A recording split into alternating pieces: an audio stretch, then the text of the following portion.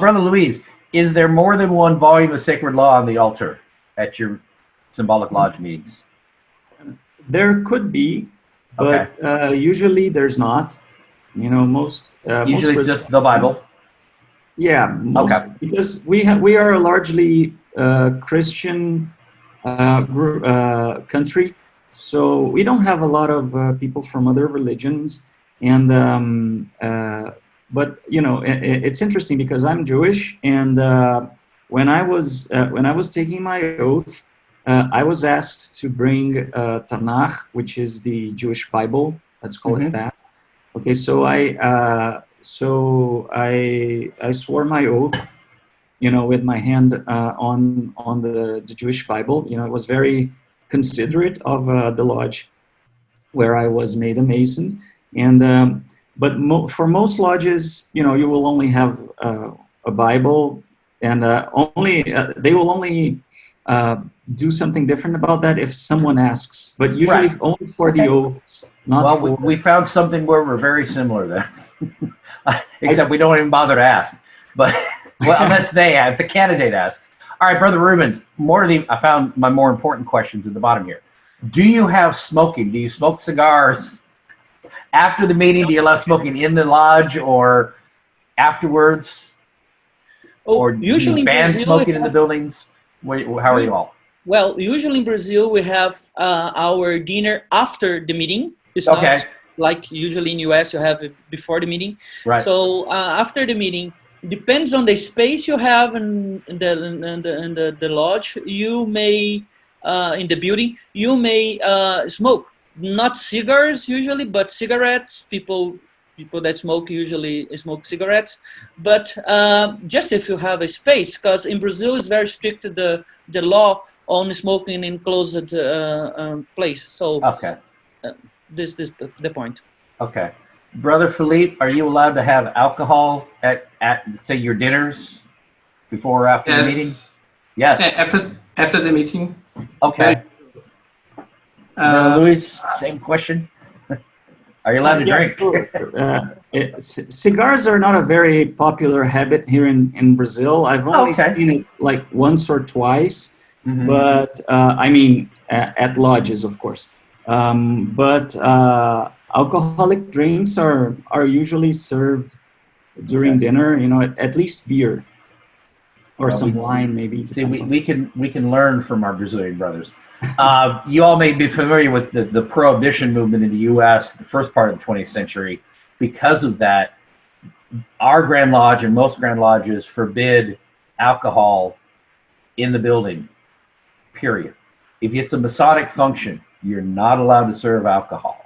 And there's quite a few people have been chafing against that in recent years. The Scottish Rite actually voted that you can, we don't allow gambling. Like we don't allow like lotto or stuff. Lodges used to have like 50-50 where you chip in $5 or whatever, you get so many tickets. In the end of the night, you draw one ticket, that person takes home half the pot, and the Scottish Rite keeps the other half. It's a very useful fundraiser. Masons, Blue Lodges are not allowed to have gambling of any kind of games of chance, and they're not allowed to have alcohol. The Scottish Rite is allowed to have alcohol, but then it's a question of, well, who owns the building? Because if the Scottish Rite owns the building and they choose to have a dinner where they serve alcohol, they can.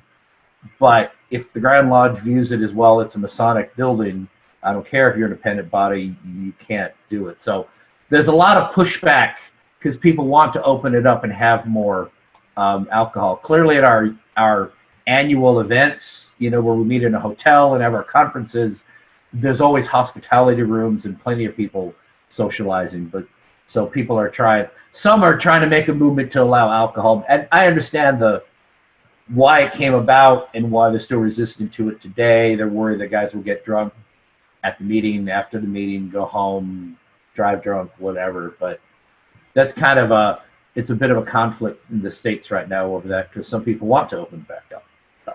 And what about the Shriners meeting? They're a totally separate body, and they do what they do.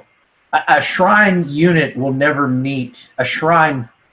I keep trying to get the name right. A shrine body will never meet at a Blue Lodge. They own their own building.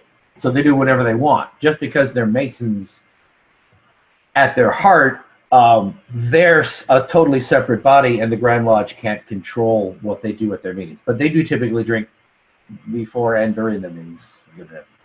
I wanted to touch on the appendant bodies.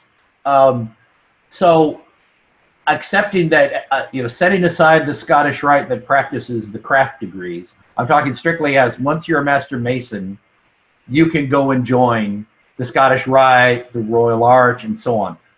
Rubens, what are the appendant bodies that you could go join once you're a Master Mason? Well, after the Master Mason degree, you can join whatever you want actually, because we have. I'm wondering what you have. I mean, what's common? Okay. Well, I shared a presentation with you in the chat. If you can download it, and we have the bodies you have in Brazil in the very end. Almost the last slide, the third one from the bottom, so we can find. But we have usually Scottish Rite, the American York Rite. You're going through the chapter, council, and the commentary. You have other rites organizations, and we have like Shriners, and we have. St. Thomas of Aquin, Athelstan, Societas Rosicruciana Civitatibus Federatis, the Societas Rosicruciana, you have in US. What is that? The Societas Rosicruciana Civitatibus Federatis is a Masonic Rosicrucian society. Oh, we don't have that I'm aware of. Oh, you have in US. We may. I'm not familiar with it at all. It's more like an invitational body. So okay. We have the Knight Templars in New York, right? Right. You have like the others. Well, it's too much thing. I really can't do it by just by remembering. I don't know if Felipe. It seems like I'm pretty much the same as we do. Then we have the operatives. And many of them, the AMD. Allied Masonic degrees. Okay, good. Well, it sounds like you pretty much have the same options that we have then. Okay, interesting. And I guess they're all popular in their own way. They have people. Yeah, not all of them. Because some are very small still in Brazil. Right. Like St. Thomas of Aquin and KTP. Well, to be in KTP, we follow the English Constitution. That's Knights Templar. Knight Templar priest. Priest. Okay, that's the same as our commandery. Yeah, but you don't need to be the president of the York Rite body. So it's a little bit different from. It's like I said, it's the English Constitution, not the U.S. Constitution. So it's a little bit different. The criteria for entering this. Interesting. All right, Brother Felipe, how about youth groups? Do you have Masonic groups? I do believe there is DMLA in Brazil. I think I read that somewhere. Are you aware of youth groups in Brazil? The ones I know most often are the DMLA, the Rainbow Girls, right? Job Daughter. Job Daughters? Yes. Oh, okay. I thought they were doing well there. Do you see that? I mean, are you familiar with them? Do you see them at your meetings? Are you all, or are they just sort of hear of them? But I'm not very familiar with that, but we are trying to introduce a DMLA chapter in our lodge. Okay, I'm very active in DMLA. My son just joined last year, and I was a member, so I'm very big supporter of DMLA. Well, in Virginia, we've had recent Grand Masters who have made more of an effort to get the lodges to recognize the youth. Mostly those who work with the youth, the advisors. It's only a handful of us doing all the heavy lifting, and we'd love to get the lodges to invite them out more and be more involved with them. And some of them, especially down in my area, the youth groups are taking it on themselves. Like every time the Grand Master or the Grand Commander does an official visit in Hampton Roads, the Jobies and the Rainbow and the DMLA are there to serve at his dinners and make sure we're there volunteering and and getting ourselves in front of the Masons so they recognize us. And that's kind of a new trend. Typically, the Grand Master will have the D-Malays for his official visit. The D-Malays and the Rainbow will serve the dinners, but they're really making more of an effort to basically horn in on any Masonic thing going on in the area. The youth want to show up and be there, and, which is good. So they're making the effort. So they're more of a public face, so that the Masons are more aware of us, because a lot of Masons don't know about the youth if they don't have a kid involved, and if the lodge doesn't make an effort to have a youth program, they know very little about the youth group. So the youth groups are taking on themselves to promote the heck out of themselves, so everybody knows they're there and maybe get more support. So it's a good trend what I'm seeing. Go ahead, Rubens. Just an observation. I heard, but I'm not sure. I didn't check. But people used to say that D-Malay in Brazil is even bigger than US. I don't know if the number of chapters or members, but people used to say that. Maybe Felipe or Luis Felipe know better than me.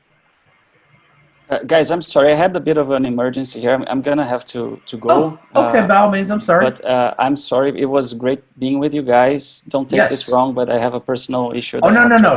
Do what you got to do. Right. Thank you for being with us. Take care, Luis. See you. So, yeah. Oh, let me wrap up my questions here. Do you wear, Rubens, do you wear your Masonic rings or lapel pins or other Masonic regalia? Do you advertise your Masonic self in public? Yeah, here in Brazil, it's very common. People use lapel pins, or badges in the car. You put the the car emblems. I was asking about that. In Brazil, it's very common. It's very different from, like, say, Portugal or other countries. But here it's very common. People identify. They don't have problem. Usually, people that have some issues on their religious organizations, they use not to wear rings or stuff like this, but they usually are more discreet on it. But usually Brazilian is very, very it's like a peacock, like lapel pins and medals and stuff. So usually it's very common. I had the opportunity when I was in Italy, and this is '95, but I attended an American military lodge over there, the Harry S. Truman Lodge in Naples, and everybody there was, active duty. I was a contractor, but mostly, Navy chiefs and all, and civilians over there, and we were kind of public in our area, but we went to visit an actual Italian lodge where they all spoke Italian at the meeting, and I didn't understand half of it, but I sat there watching. It was fun, but one of the guys came up to me after the meeting, and I got my sport coat on, and he's, gesturing at me and speaking in Italian, and my friend is like, he's saying, "What are you doing? You're wearing rings. You're wearing lapel pins. Aren't you worried? What are you doing going on like that?" Because in Italy, because of Propaganda Due and all of these trouble they had with the Vatican Bank and the one lodge that went rogue, and there's a whole bunch of stuff where the Italian government has a very dim view of Masons, because Masons were in prominent positions in the police and everywhere. There was a huge scandal. The government forced the Masonic lodges to turn over their rolls to see who was a member, and they pretty much went underground. They're still meeting, but they never wear Masonic. The Italians would not wear anything Masonic outside of the lodge room, and it's very interesting. We need to understand that in Italy, mainly in the southern part of Italy, we have some problem on it, like a persecution. Our brethren have some problems there, and also in Spain and Portugal, because of Franco and Salazar. We have some issues on it, and still the government have some opposition on it.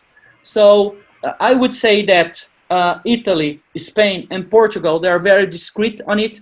And usually the most common thing I saw, and it's very rare actually, is like the forget-me-not flower in the lapel.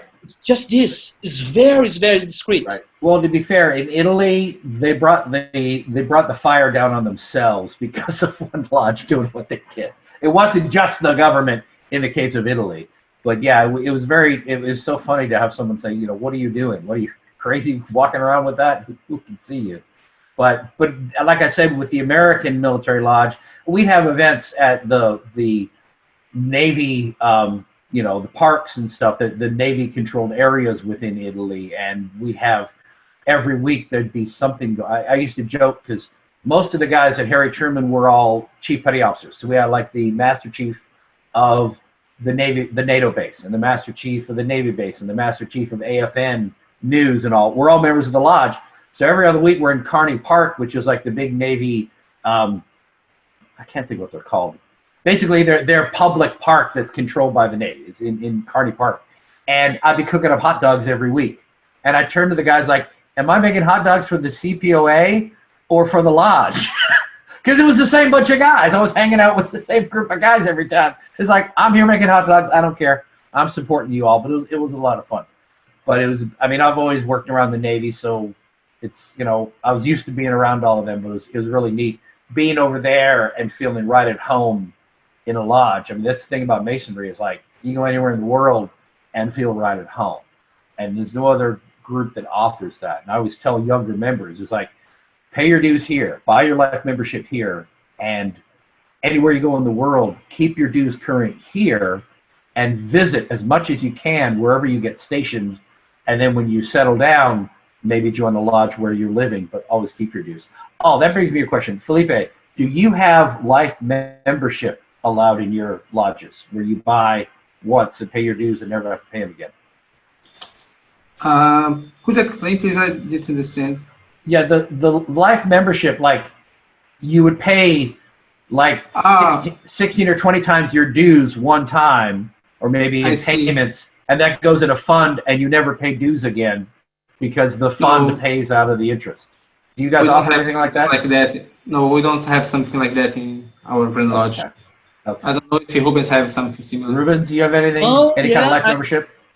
I never saw a life membership in Brazil, actually, because I told you it's very expensive in the Freemason in Brazil.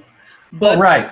And even there are some issues on dual or plural membership also, because many Grand Lodge or Grand Orients, maybe they admit some filiation in other lodge under the same constitution, but usually they don't admit your membership in another. Usually, not in a Brazilian constitution, another Brazilian constitution is not allowed, but maybe some Grand Lodge may accept a dual or plural membership in another Grand Lodge from other countries.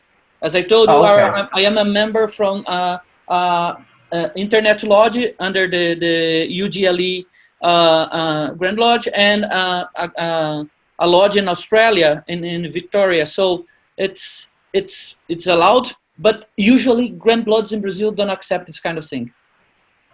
Okay. Well, I went through all of my questions.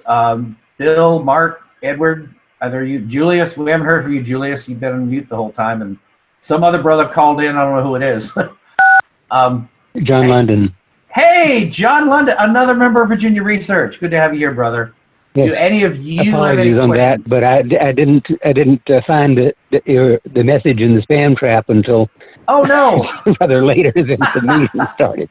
I am so sorry about that. Yeah, John London, I've known him longer than anybody else, I think, in Research Lodge, and he's always been the marshal. He just doesn't want to give that job up. I'm glad you're here, brother. Do any of you have questions for Rubens or Felipe before we wrap this up? Edward, you're muted. Edward's talking, but he's muted. Still muted. Hang on, let me see if I can. Maybe you can unmute him. Unmute. There you go. Sorry. Okay, we're there. There was a question about taking the obligation on the volume of the sacred law of your religion. And in our jurisdiction, we have to have the Holy Bible on the altar in addition to that other sacred volume. I wondered if in Brazil, if they did too. Yeah, at the least, usually, well, I never saw a lodge working without the Bible. But as a landmark, every lodge needs to have the volume of sacred law, and usually the Bible. I never saw another one as the volume of Sacred Law. They may have other one, but not anyone that don't have the Bible. Okay. I would guess if they offered, like, now some places, like everyone's maybe read it, Rudyard Kipling refers to the lodge he attended had 5 volumes of Sacred Law on the Bible, on the altar every time, and you just used the one that was, because there were so many brothers of different faiths. But I would think, like in the case of Brother Louise mentioned, if you have if you are Jewish or Muslim and you have a different book to put there, they would have that as well, and they would still have the Bible open with the jewels on it for the degree, but then you would put your hand on that other book to take your obligation. Yeah, that way we're accommodating both. I know that's the way it is in our jurisdiction. Yes. I'm just wondering about that. Where are you from, Edward? I'm about 50 miles south of Roanoke. Oh, okay. A little community called Martinsville, Collinsville. So you're in, I'm sorry, so you're still in Virginia or in North Carolina? Huh? Collinsville. In North Carolina or Virginia? No, it's in Virginia. Okay. It's right on the North Carolina line. Okay. It's about 50 miles south of Roanoke. Right. Yeah, I would think that would be typical. Yeah. That was my question. Okay, good. Thank you, brethren. I really appreciate you guys. This has been a lot of fun. This has worked out better than I thought. I just wish we had more attendees, but I'm going to put this out on YouTube so other brothers can enjoy it. It was a lot of fun. I learned a lot about Brazil. I thought it'd be different, but it is kind of neat. And we probably could have gone even longer if we got into the other rites and such.